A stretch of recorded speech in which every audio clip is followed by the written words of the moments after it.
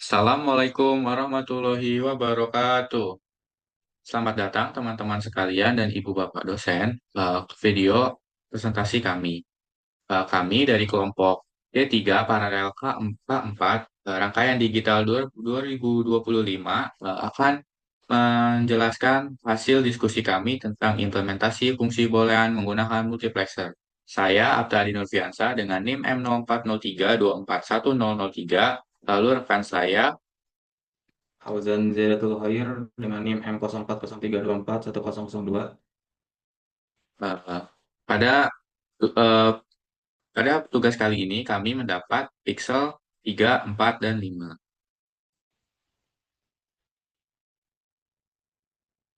Nah, di sini kami memiliki 4 variabel, di mana tiganya ini berfungsi sebagai selection lines dan satunya berfungsi sebagai input.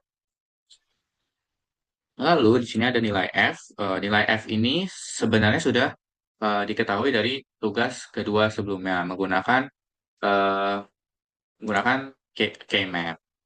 Lalu eh, di sini dengan selection lines kita em, mengguna apa ada karena ada 4 variabel, berarti ada jumlahnya 16 input atau 16 minter, di mana yang pertama bernilai ini untuk A, lalu yang kedua bernilai segini untuk B, dan C bernilai segini.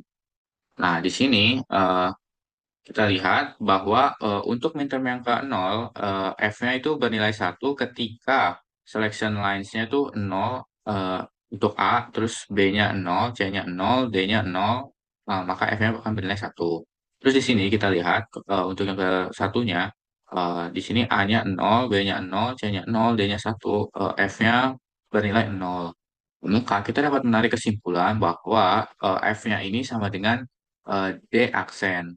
Karena ketika D-nya bernilai nol, F-nya akan satu. Tuh. Lalu untuk sisanya ini F sama dengan satu didapatkan karena F-nya semuanya bernilai satu dan eh, D-nya ini em, mau apa nol atau satu, F-nya akan tetap bernilai satu. Lalu untuk yang ini sama seperti sebelumnya, di mana ketika D-nya bernilai nol, maka F akan bernilai satu. Berarti F sama dengan D aksen. Mungkin sekian aja penjelasan sedikit tentang itu, tentang tabelnya ini. Selanjutnya kita akan mencoba di Logisim.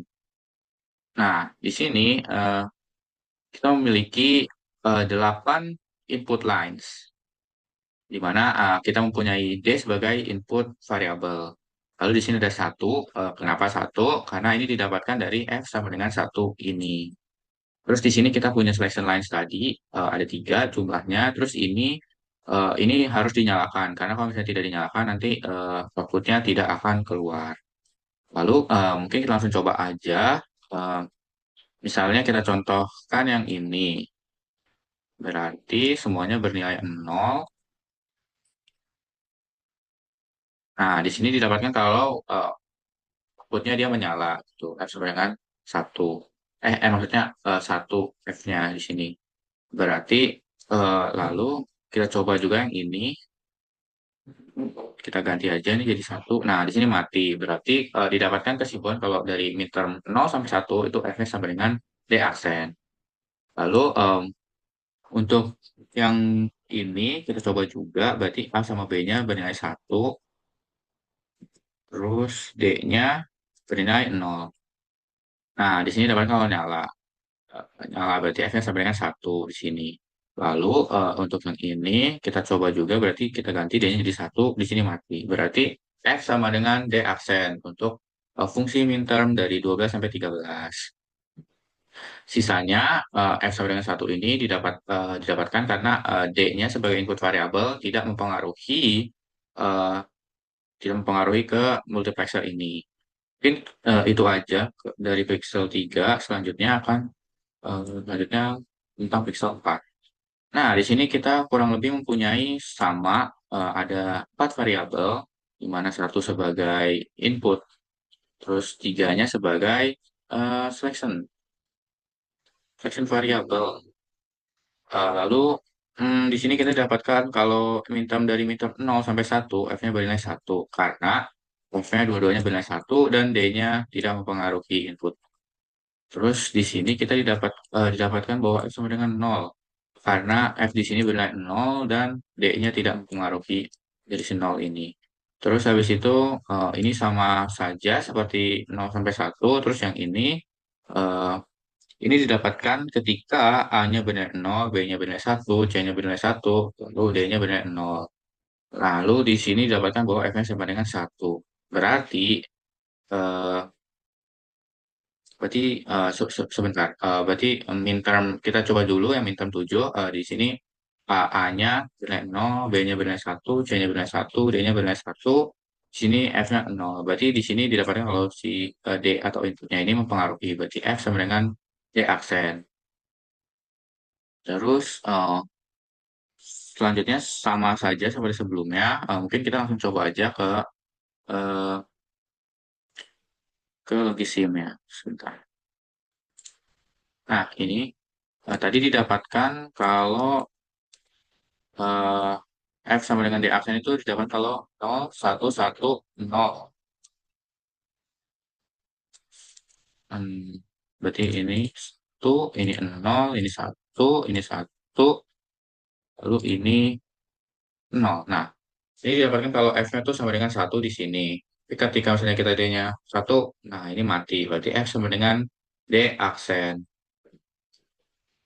Mungkin sekian aja penjelasan tentang pixel 3 dan 4. Selanjutnya akan dilanjutkan oleh rekan saya, Hauzan.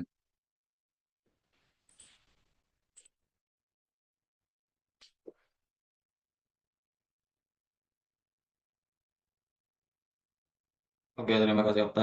Di sini saya akan melanjutkan penjelasan implementasi multiplexer, yang mana saya akan menjelaskan mengenai pixel 5.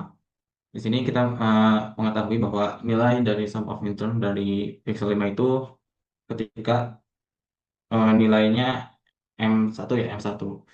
Nah, dan di sini dari hasil pentabelan dari tabel, eh, nilai F sama dengan D eh, hanya terjadi ketika minterm 0 dan 1. Sedangkan selainnya nilai F-nya sama dengan 0. Maka ini akan lebih mudah diimplementasikan ke dalam bentuk ke dalam logisimnya. Eh, Mungkin kita langsung saja ke simulasinya. Apakah terlihat? Lihat. Oke, baik. Oke, di sini eh, nilai eh, mungkin istilahnya alamat ke nol ya. Hanya alamat ke nol yang dimana nilainya itu bergantung pada D, sedangkan alamat lainnya itu nilainya nol. Ya, satu ini komplement dari satu nol. Nah, baik di sini ABC-nya itu dia menginterpretasikan alamat dari eh,